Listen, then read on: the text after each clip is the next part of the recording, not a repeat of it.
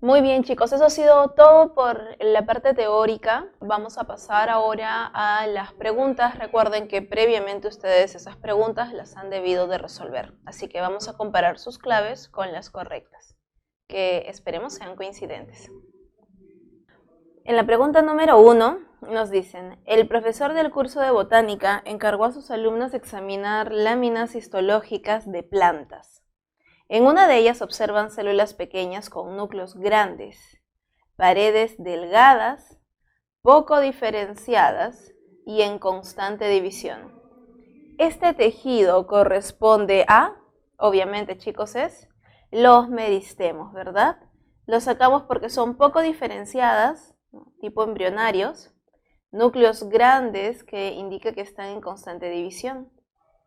En la pregunta número 2 nos dice, luego de germinar una semilla, el futuro tallo debe empezar a engrosar para poder sostener las futuras hojas. ¿Qué tejido interviene en el engrosamiento del tallo? ¿Recuerdan para el engrosamiento o crecimiento lateral en una plantita? ¿Sí? Si ustedes recuerdan, el meristemo primario es aquel que se encuentra en las puntas, ¿verdad? En los brotes. Pero el meristemo secundario es aquel que se encuentra alrededor de los tallos, alrededor de las raíces, alrededor de las ramas, generando un engrosamiento en la planta. Por lo tanto, sería el meristemo secundario. En la pregunta número 3, ¿cuál es el tejido vegetal que se conoce como felógeno? El famoso felógeno es conocido como el cambium suberoso, ¿verdad? Recordemos que el cambio vascular como tal, porque hay diferentes tipos, ¿sí? Vamos a verlo primero. El cambium vascular, nosotros lo vamos a encontrar gracias a los tejidos conductores, ¿verdad? Los conductores secundarios, al xilema y floema. Recuerden que vascular viene justamente de vascularización, ¿no? Parte de la circulación. Y las plantas tienen su circulación gracias a xilema y floema. En cambio, el cambium suberoso, conocido también como el felógeno, se origina de la peridermis. El tejido protector es diferente. En la pregunta número 4, en la siguiente imagen, ¿a qué tejido vegetal corresponde y qué estructura se señala con la letra A? A ver chicos, evidentemente estamos viendo estomas, ¿verdad? La clave sería la C, porque las estomas se encuentran en la epidermis. En la epidermis, nosotros aquí podemos ver las células oclusivas, ¿no? El ostiolo, por donde se realiza el intercambio gaseoso, es la epidermis. En la pregunta número 5 nos dice, el siguiente esquema corresponde a un corte transversal de una hoja que desarrolla en la superficie de ambientes acuáticos. Según este enunciado, ¿qué función cumple el tejido vegetal que se señala con asteriscos? Si vemos, chicos, prácticamente orificios vacíos, ¿qué sería?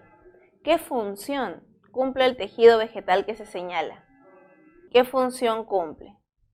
Reemplazar a la epidermis, transportar savia bruta, facilitar la aireación o almacenar glúcidos.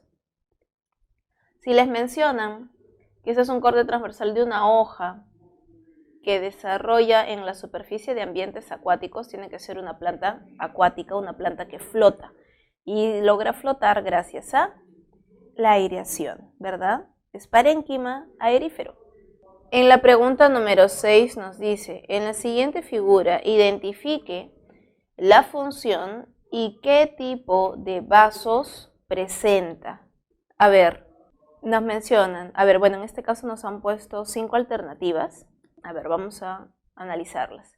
Primero, el transporte de la savia elaborada, vaso leñoso o tráquea. Podemos ver, ¿no? Que son como especie de tráqueas. Transporte de la savia no elaborada, vaso leñoso o tráquea. Recuerden que las tráqueas, traqueidas, son parte del xilema, son los vasos leñosos. Vaso liberiano o tubo criboso, esto es floema. Esto te está hablando de xilema. Movimiento de alcaloides, los tricomas, trico viene de pelo, ¿no es? Pelos glandulares y tricomas tampoco, porque eso se encuentra en la epidermis, no en la parte interna de la planta, ¿no? Además que nos dice qué tipo de vasos presenta, o sea, desde ya la premisa nos está dando ya una orientación. Así que, ¿qué tipo de vasos son? Chicos, no puede ser la A, porque a través del xilema no circula savia elaborada. ¿Sí o no? Circula savia bruta, por lo tanto no es la A. La B es una premisa correcta y con sentido. La C te dice ascenso del agua por capilaridad a través del floema, no. El ascenso del agua ocurre a través del xilema, por lo tanto por concepto tampoco es. La única clave posible y correcta obviamente es la B. ¿Sí? Así de sencillo sale esta clave. En la pregunta número 7, en las siguientes imágenes, ¿qué señala A y B respectivamente y qué tipo de tejido vegetal pertenecen? ¿Qué nos está señalando A y qué nos señala B?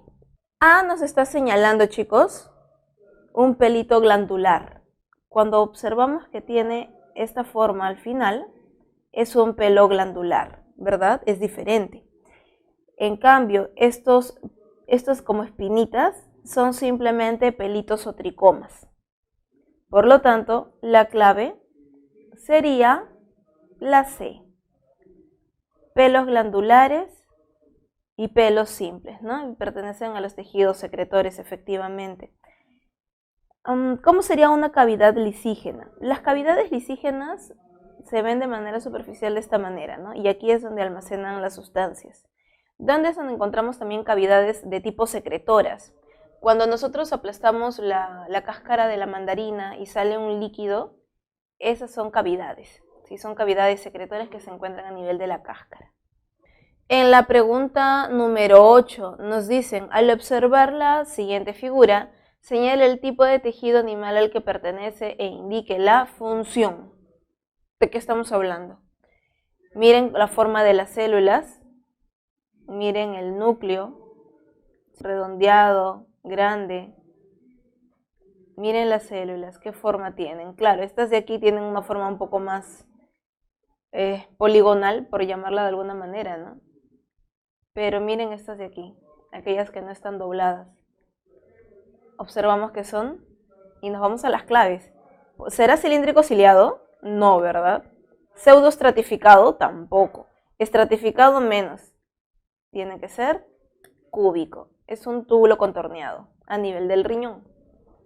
En la pregunta número 9 nos dicen, el epitelio que se muestra a continuación es típico del revestimiento de la tráquea. Cada célula contacta con la membrana basal situada debajo del epitelio.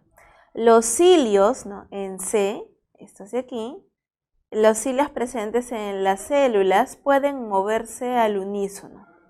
¿Qué epitelio es? Chicos, desde que nos dicen que se encuentra en la tráquea, miren la forma. Ese tipo pseudoestratificado, ¿verdad? Pseudoestratificado, ciliado y semicilíndrico, ¿no? Tiene algunas células cilíndricas, tiene algunas por ahí medias cúbicas, otras polimorfas. La única opción sería la D, la única que nos menciona ella. En la pregunta número 10 nos dice, es un tejido que establece conexión con otros tejidos y sirve de soporte a diferentes estructuras del cuerpo. Es un tejido rico en fibras y de abundante sustancia intercelular. Por ejemplo, en el caso de la figura que se muestra, se realiza un injerto de este tejido para fortalecer las encías que han sido expuestas por una enfermedad periodontal. ¿De qué estamos hablando, chicos? Estamos hablando de el tejido conectivo, ¿verdad? Porque les dicen soporte de diferentes estructuras del cuerpo, rico en fibras y abundante sustancia intercelular. De acuerdo a eso, ¿qué tipo de tejido será? ¿Muscular? No, ¿verdad? Tampoco mucoso.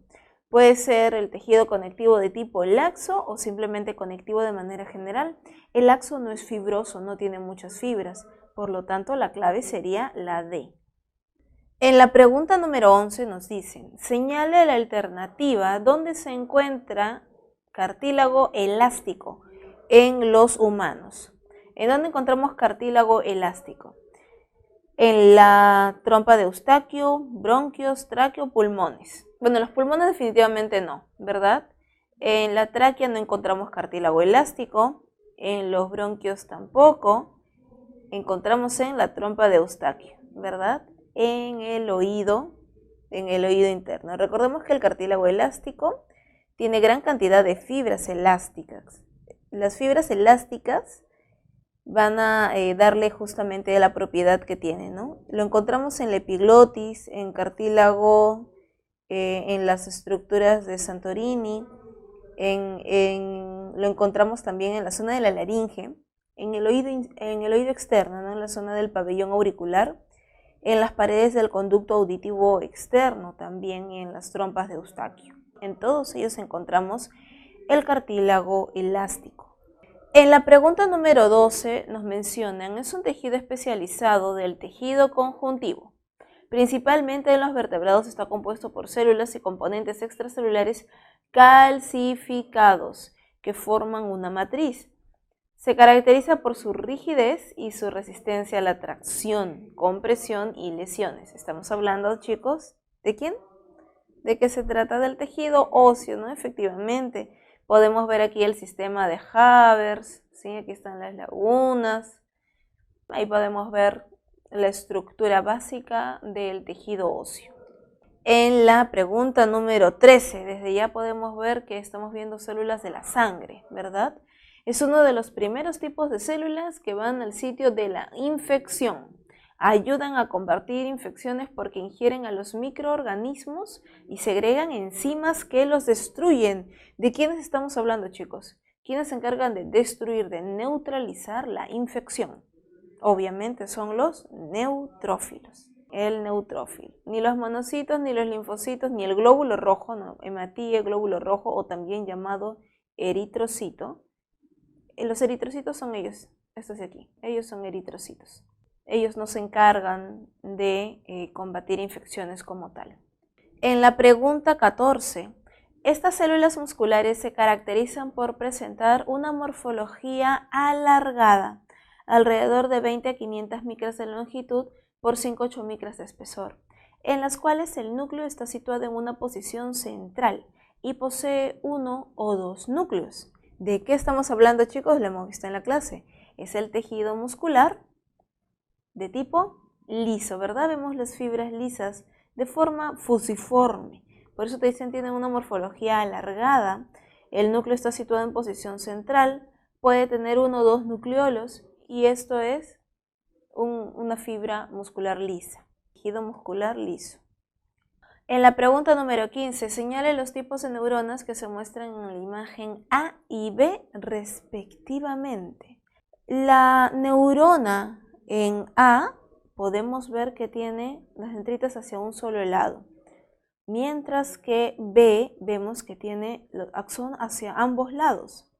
De acuerdo a las claves, bipolar, pseudonipolar, pseudonipolar, unipolar, pseudonipolar, bipolar, unipolar, bipolar. Todo se trata de la polaridad que tengan. Esta de aquí es unipolar y esta de aquí es una bipolar, ¿verdad? De acuerdo a las claves también tenemos que movernos de acuerdo a ello. La clave entonces sería la D. Recuerden que está la multipolar también, que es cuando encontramos el soma neuronal y las dendritas están a todo alrededor, ¿no? Como si fuera una especie de arañita, tal como lo habíamos visto en las imágenes en la clase, en la parte teórica. ¿Sí, chicos? Muy bien. Muy bien, chicos, eso ha sido todo por el día de hoy. Cuídense mucho. Recuerden que el primer examen viene en las 4 primeras semanas. Éxitos, que les vaya súper bien. Estén recontra tranquilos, por favor, bien seguros de ustedes. Recuerden que el examen simplemente tienes que sacar las claves. Así que en todo este tiempo, por eso te he dicho que lo más importante es que ustedes saquen las claves y las comparen. Así que toda esa práctica que ustedes tienen sacando las claves va a servir para su examen ahora. Así que estén tranquilos, Muchos éxitos, chicos, que les vaya súper bien.